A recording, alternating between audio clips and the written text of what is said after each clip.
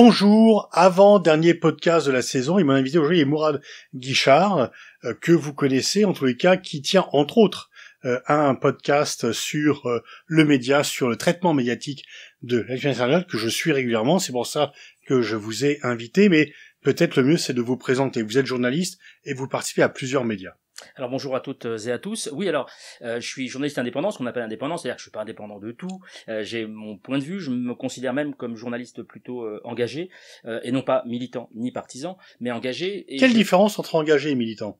Alors engagé, c'est-à-dire on a un choix des sujets. On va choisir des sujets suivant sa sensibilité. Alors ça peut être des sujets société. Moi, j'ai une sensibilité plutôt accrue depuis plusieurs années, maintenant plusieurs décennies. Il faut que j'apprenne à vieillir un peu sur la critique média. Et j'estime que la critique média, c'est quelque chose de nécessaire dans une démocratie saine. Voilà, et a fortiori depuis, alors effectivement, je tiens une chronique qui s'appelle L'œil de Moumou sur le Média TV depuis octobre de l'année dernière, ça vous parlera un petit peu, donc juste après les événements du 7 octobre, donc il y a eu une espèce de tsunami où il a fallu essayer où il faut toujours d'ailleurs essayer de trier ce qui est de l'ordre de l'information, de l'ordre de la propagande, et essayer de capter ce qui est sincère et ce qui est étayé, documenté chez les journalistes, et ce qui relève du militantisme, voire du parti. Et donc c'est très très compliqué. Je pense que ça me semble plutôt utile. Et le problème, c'est que c'est très mal vécu par les journalistes français notamment. Ils ont beaucoup de mal à accepter la critique, alors que ça devrait être, ça doit faire partie du job, selon moi. Et donc j'essaye toutes les semaines de faire cet effort Mais en dehors du média, vous participez à d'autres médias. Oui, absolument. Donc je suis indépendant à ce titre-là, c'est-à-dire que j'ai une carte de presse. Je suis journaliste professionnel depuis plusieurs décennies et je travaille notamment pour l'Humanité. Je travaille pour un hebdomadaire satirique paraissant le mercredi notamment. J'ai été correspondant pendant 15 ans pour Libération, 15 ans pour l'agence Reuters, et je travaille également ponctuellement pour Politis, pour Street Press, voilà, et donc j'ai cette passion, cet intérêt fort pour la façon dont fonctionnent les médias, essayer d'expliquer aux lecteurs et aux téléspectateurs la façon dont se fabrique l'information et la manière dont elle se décrypte une fois offerte, assénée aux citoyens. Mais si je vous suis, les médias ont du mal à accepter la critique des médias. Oui, parce qu'il y a une espèce d'entre-soi, d'égocentrisme, de paroles vraies, de remise en question absolument impossible de la part des médias français. C'est-à-dire qu'une fois qu'ils ont dit quelque chose, il y a une espèce de doxa qui fait que c'est difficile de revenir en arrière. Et l'un des exemples criants, récents, c'est Rutel Krief, par exemple, qui avait accusé ouvertement les organisations non gouvernementales, en l'occurrence Amnesty, Médecins du Monde et Médecins sans frontières, d'antisémitisme, ouvertement, en disant qu'ils s'occupaient plus des Gazaouis que des victimes du 7 octobre et des victimes israéliennes en général, donc sous-entendu qu'elles étaient antisémites. On lui a prouvé le contraire, puisque il y avait concrètement des communiqués après le 7 octobre condamnant les attaques terroristes du Hamas. Et ben, elle est revenue en disant qu'effectivement, factuellement, c'est son terme, factuellement, elle avait dit une contre-vérité, mais qu'elle maintenait quand même que il y avait un problème vis-à-vis de l'antisémitisme de la part de ces organisations, ce qui est complètement faux. Mais voilà, même quand ils reconnaissent, il y a un mais à la fin de la phrase. Donc, si je vous suis bien, les médias centraux, mainstream, qui arrêtent pas de critiquer les vérités alternatives, peuvent en même en véhiculer. Oui, ils en véhiculent de manière quasi militante, puisque depuis le 7 octobre, alors pour moi, pour remplacer les choses, le 7 octobre est beaucoup plus impactant et beaucoup plus clivant que le 11 septembre 2001. Carrément. Ah oui, dans les sociétés occidentales et dans les médias français en particulier. Pourtant, après le 11 septembre, c'est une guerre mondiale qui est lancée. Là, c'est quand même plutôt réservé à Israël, Gaza, mis à part les débats internes que l'on peut avoir là-dessus. Oui, mais on peut observer que, par exemple, dans la société française, alors dans l'espace médiatique et l'espace politique, on peut même le qualifier d'espace médiatico-politique, puisque c'est une espèce d'entre-soi. Il y a des fractures, il y a des clivages qui n'ont jamais vu le jour. À l'époque en 2001. Ça fait longtemps que sur le conflit israélo-palestinien, on en a parlé. Enfin, les gens. Moi, j'écris un bouquin. Il y a maintenant 11 ans, la France malade du conflit israélo-palestinien, c'est quand même un conflit qui attise les rancœurs. Il y a des gens qui étaient amis, même dans les familles, qui ne se parlent plus à cause de là. Donc, le 7 octobre a peut-être venu amplifier cela. Mais le fait que le conflit israélo-palestinien déchaîne les passions au point que les amis ne soient plus en état de se parler parce qu'ils diffèrent sur l'analyse de ce conflit, c'est pas nouveau. C'est pas nouveau. Il y a un effet que je qualifierais de Dreyfusard. Hein. Je fais référence à ce fameux dessin. Ils en ont parlé. Le Caran d'Arche, oui. Voilà, le fameux dessin qui raconte la déchirure au sein des familles sur l'affaire Dreyfus. Là, c'est un peu cet effet-là. C'est-à-dire que on peut dire effectivement, et c'est pas effectivement, Pascal, c'est pas à vous que je vais apprendre ces déchirures depuis plusieurs décennies maintenant, mais là, il y a un effet d'accélérateur extraordinaire. Et dans la vie politique française, notamment Donc c'est à pas gauche, nouveau, mais ça amplifie. ça amplifie, comme dirait Lénine, c'est un accélérateur de l'histoire. Mais dans plusieurs familles politiques, notamment à gauche, et dans les médias, on a un effet démultiplicateur qu'on n'avait jamais vu, avec des fractures et une espèce de mauvaise foi alors j'ai envie de dire de part et d'autre, mais c'est pas de mauvaise foi de part et d'autre, c'est un petit peu comme disait Gide à propos de dans son retour du RSS, c'est-à-dire que on est anticommuniste par haine des communistes, ou anti-soviétique par haine du soviétisme, et on est aussi, donc avec une mauvaise foi évidente, et on est aussi on était à l'époque en 36 très attachés, et on défendait parfois l'URSS avec une mauvaise foi aussi par amour. Et donc aujourd'hui c'est un petit peu ça, c'est-à-dire que par haine et par amour de Gaza ou d'Israël, on arrive à avoir des positions radicalisées, et c'est né ça réellement du 7 octobre dans un premier temps, et ensuite de la progression qu'il y a eu derrière, c'est-à-dire des massacres de masse d'une part, et puis ce qu'on est en train de vivre aujourd'hui, ce qui est une espèce de politique de terre brûlée de la part d'Israël et de l'armée israélienne qui me semble préjudiciable. D'ailleurs, les médias commencent à faire un peu machine arrière sur leur position pro-Netanyahou. Au point d'ailleurs, Mourad, où des gens qui se disent de gauche sont presque à souhaiter ou à accepter la victoire du Rassemblement national parce que le RN est pro-Israël et que ça l'emporte sur LFI qui est catalogué antisémite. Le plus récent exemple, c'est saisissant, voire sidérant, c'est évidemment le clan Klarsfeld, qui a clairement dit que il voterait plutôt RN. Donc les Klarsfeld, pour ceux qui éventuellement ne connaissent pas, mais bon, il y a de nouvelles générations, c'est un couple mythique de chasseurs de nazis qui ont un rôle essentiel contre l'impunité des nazis, mais qui se sont récemment ralliés au Rassemblement national. Alors c'est tout à fait extraordinaire, c'est même stupéfiant, puisque effectivement ces chasseurs de nazis historiques se retrouvent aujourd'hui à défendre le RN alors je sais pas s'ils font semblant de ne pas savoir ou s'ils tombent dans le panneau que le RN évidemment le fait de manière commerçante, c'est-à-dire pour se dédiaboliser une fois de plus sur ce terrain-là, c'est par haine évidemment des Arabes et du monde arabe, mais enfin c'est très troublant qu'on arrive à ça, et c'est pour ça que je vous dis que c'est vraiment le 7 octobre a été bien plus impactant, je trouve, sur la scène politique française et la scène médiatique française que, évidemment, le 11 septembre, qui finalement a été traduit par le bien contre le mal, la fameuse phrase du président américain de l'époque, à savoir que c'était une guerre juste, notamment en Irak, et heureusement des gens comme Villepin ont réussi à résister à ce moment-là, mais là on est dans quelque chose de plus profond et dont on ne mesure pas encore l'effet que ça va avoir sur le court le court, surtout le moyen et le long terme.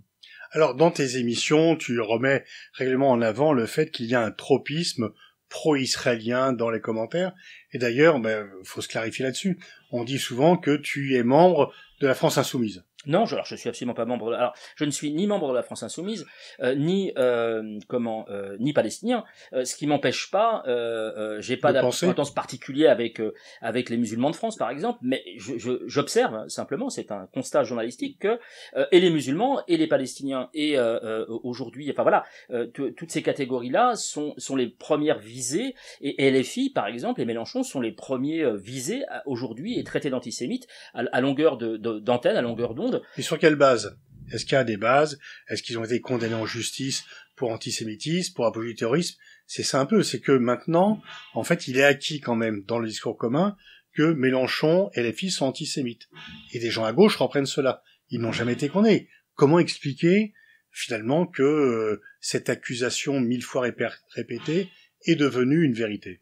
Ils ont été condamnés par Raphaël Enthoven, ils ont été condamnés par Caroline Fourest, ils ont été condamnés par le Printemps républicain, ils sont condamnés régulièrement par Frédéric Aziza, qui est devenu, alors pour le coup, je reprends la question de départ, Aziza n'est plus du tout dans l'arc journalistique, il est devenu un militant, un partisan pro-Netanyahou, qui n'a de cesse, il suffit de le vérifier très facilement dans ses émissions, n'a de cesse de demander alors LFI antisémite, alors Mélenchon antisémite, sans qu'il ait le commencement de début la moindre preuve, et s'il y avait la moindre preuve preuves tangibles, évidemment qu'il serait traîné en justice, et je serais le premier à dire que oui, il faut y aller, il faut aller en justice, il faut les condamner, parce que je rappelle que l'antisémitisme est un délit à part entière, et sauf que ça n'a jamais été le cas. Mais même, et je prends récemment un tweet de Raphaël Enthoven, qui fait partie de ce petit entre-soi et de ce petit microcosme qui apparaît de manière complètement incroyable et démesurée par rapport à l'importance qu'il a sur les plateaux. Il est très régulièrement invité. Ah, mais c'est tout à fait incroyable, et ça vient alimenter le deux poids deux mesures, puisque lui a la parole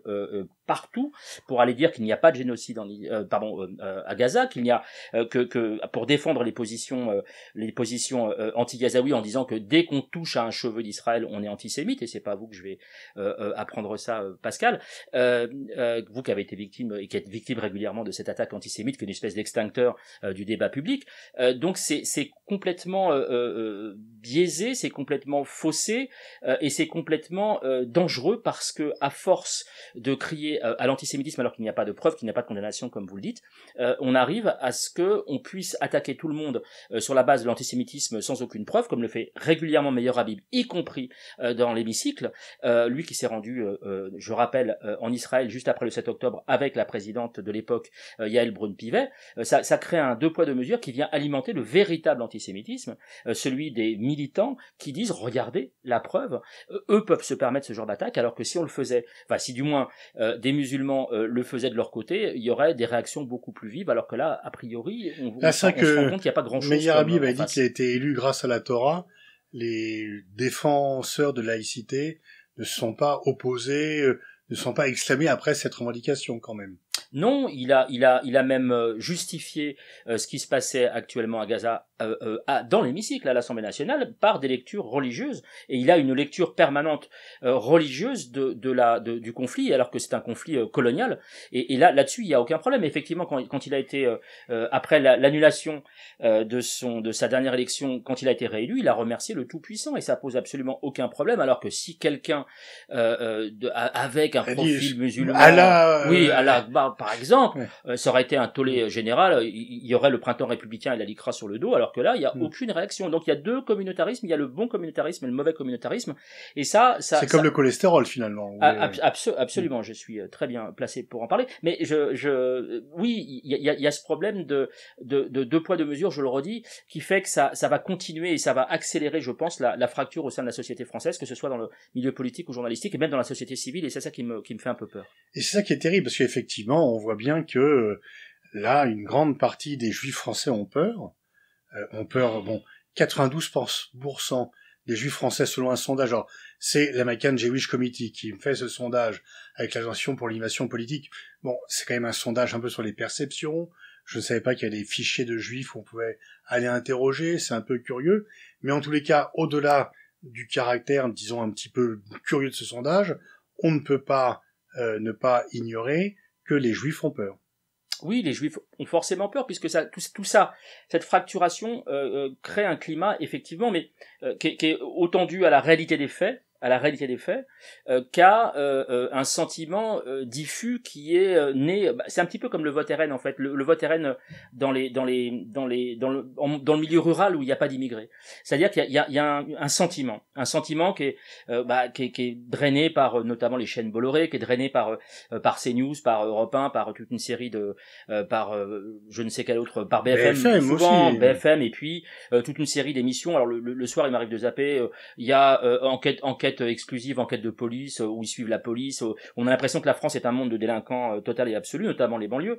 Et donc, ce sentiment-là crée effectivement une espèce de truc c'est une espèce de psychose qui mène à ça, alors que c'est complètement irrationnel. Et là, on a un peu le sentiment aussi que alors c'est pareil, je vous rejoins Pascal sur le fait de savoir, j'ai vu une enquête récemment, alors c'était Le Point, je crois, qui disait que X%, ça devait être près des 90%, des Juifs de France avaient peur. On se demande comment ils ont répertorié les Juifs, comment ils les ont trouvés. Ça pose des questions quand même, parce qu'on n'a pas le droit. Normalement, il n'y a quand même pas de fichier des Juifs en France.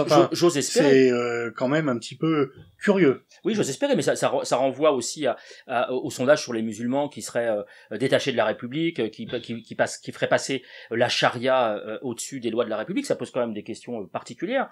Donc c'est tout ça, c'est un climat malsain qui post-attentat et accéléré vraiment je pense par le 7 octobre, font qu'on part un peu vers l'inconnu, avec en plus les législatives qui se dessinent. Enfin, tout ça est complètement confus et me laisse pas augurer de choses particulièrement sérieuses en termes de traitement journalistique, puisque avec les chaînes en continu notamment depuis quelques années, maintenant il faut remplir, et il faut remplir avec tout le monde et n'importe qui, et on a notamment, et ça je le dénonce régulièrement dans l'œil de Moumou sur le Média TV, c'est-à-dire des experts, ce que j'appelle les experts en carton, c'est-à-dire des gens qui sont absolument pas qualifiés pour venir parler de choses très sérieuses et qui peuvent avoir des implications et des répercussions extrêmement dangereuses dans la société française. Alors il faut remplir, effectivement, il faut 200 experts par jour pour remplir les plateaux des chaînes d'information permanente, mais là j'avais récemment à votre place Alain Grèche, Dominique Vidal aussi, enfin vous avez des gens qui travaillent depuis des années sur ces questions-là. Ronnie Broman a été exclu de BFM TV, des gens, et en plus qui sont juifs, mais on ne veut pas les inviter. Non, parce que c'est des gens qui apportent une réflexion. Bélir Nabli, par exemple, aussi, que j'avais eu le plaisir de recevoir sur mon plateau. C'est des gens qui apportent une réflexion, qui prennent le temps, qui apportent des arguments, qui documentent. Et donc ça, c'est beaucoup moins sexy, j'ai envie de dire, que d'avoir des punchlines. Je déteste ce mot, mais c'est le mot à la mode. D'avoir des punchlines, d'avoir comme ça des phrases qui vont être reprises sur des petits extraits qu'on va pouvoir poster sur Twitter notamment, ou sur Instagram, et donc qui vont faire le buzz, deuxième mot que je déteste, mais on est à cette ère-là. Sauf que ça peut être presque drôle en temps de paix, sauf que au moment où on observe de manière documentée en direct, ce qui est quand même une première, de voir en direct des massacres de masse à Gaza, documentés y compris par l'armée. Qu'on ne voit pas en direct en fait. Pardon ? Qu'on ne voit pas en direct. Non, en léger différé. Mais on les voit même pas dans les médias centraux. Non, il faut aller chercher ça effectivement sur les réseaux sociaux notamment sur Twitter, où grâce à des efforts de parlementaires comme Émeric Caron par exemple, qui vont projeter un film. Un antisémite bien connu. Ah bah lui il a 6 tampons, il est cachère, ouais. Sa permanence a été vandalisée 5 fois sans trop d'émotion de la part de la République. Ah non absolument. Rebelote, le deux poids deux mesures. On passe un coup de fil. Le président de la République passe un coup de fil à Zemmour dès que quelqu'un, un mec un peu dérangé, va lui cracher dessus dans la rue. Mais par contre, là, effectivement, il y a aucun signe. La République n'est pas là, n'est pas au rendez-vous lorsqu'il s'agit effectivement de parlementaires comme Émeric Caron. Enfin, lui a donc a fait projeter un film à l'Assemblée nationale où on voit ce qui se passe à Gaza depuis plusieurs mois. Ça a été vu par finalement très peu de parlementaires. Ça a très peu suscité d'émotions, et donc ça renvoie à cette idée que on est presque habitué et c'est presque normal ce qui se passe à Gaza, alors que effectivement dès que il y a eu un film sur les attentats du 7 octobre et là les gens sont venus parce que c'était un réflexe républicain. C'est moins possible de le faire quand c'est Caron qui diffuse un film alors. Oui, parce que le documentaire, alors avec des images triées par l'armée israélienne, ont été diffusées avec l'appui de certaines personnalités. Je pense au CRIF, je pense à Meir Habib, qui est venu faire un peu de cinoche devant les caméras en disant que c'était insupportable, que voilà, il est venu faire le service après-vente. Donc là, forcément, il y a une émotion derrière. Et puis il y a eu juste avant la propagande avec l'histoire des 40. C'est un nombre particulier, 40. Hein. Je vous renvoie vers la littérature historique sur ces questions de 40 voleurs et compagnie. Les 40 bébés décapités dont il a été avéré derrière que c'était faux, le fameux bébé dans le four pour lequel une influenceuse a été condamnée à 10 000 € d'amende, alors que il s'avère que ça n'a jamais été prouvé. Donc toute une série d'éléments de propagande qui ont créé l'émotion, et qui derrière, après le choc du 7 octobre, qui est un vrai choc, hein, c'est un attentat terroriste du Hamas, hein, je le dis sans aucun détour, simplement il y a eu toute une propagande pour augmenter l'effet émotionnel, et forcément derrière, on considère plus ce qui s'est passé le 7 octobre que ce qui se passe depuis plus de 70 ans. Mais avec cette idée, dont certains, dont notamment Pierre Aski, ont dit le conflit n'a pas commencé le 7 octobre, mais pour beaucoup, la guerre a commencé le 7 octobre, il s'est rien passé avant. Alors que ce soit perçu comme ça par les téléspectateurs, par les auditeurs radio et autres, ça me dérange pas, par les citoyens français, ça ne me dérange pas. Il faut juste qu'on en parle. Simplement que ce soit affirmé directement ou indirectement en ne prenant pied que sur le 7 octobre et en ne mettant pas en perspective, là ça me pose réellement question, parce que ils ne font pas leur travail pour le coup, et quand il faut intervenir de manière récurrente... Parce que c'est difficile de contextualiser, c'est légitimer. C'est la fameuse phrase de Manuel Valls, expliquer et légitimer.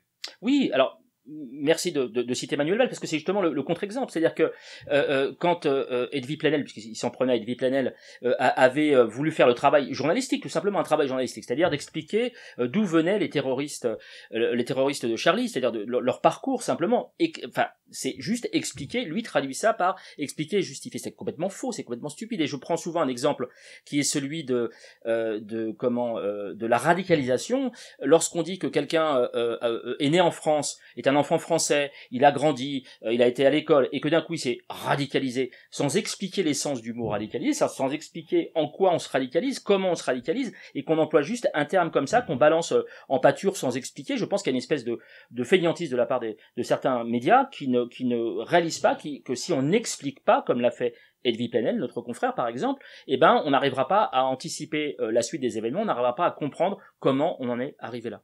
Dans une de vos chroniques, vous citez Arrêt sur Image, vos confrères d'Arrêt sur Image, confrères, qui d'ailleurs ont été exclus de l'émission critique des médias dont la France Télévisions y a mis fin, mais qui font un calcul sur le temps dévolu à la population de Gaza et le temps dévolu à la population israélienne. Il y a quand même là un vrai différentiel. Là, ça donne, c'est bien plus que ça, Pascal, ça donne le vertige. C'est-à-dire qu'ils ont pris une séquence, je crois que c'était au mois de février, si mes souvenirs sont bons, ils ont pris une séquence sur une semaine, ils arrivent à 29 heures de traitement antenne du conflit à Gaza. Alors antenne toutes les chaînes Oui, ils ont pris un gros panel, on peut pas prendre toutes les chaînes, enfin le panel des principales chaînes. Quoi, les grandes chaînes nationales, oui, les chaînes informatiques. Voilà, absolument.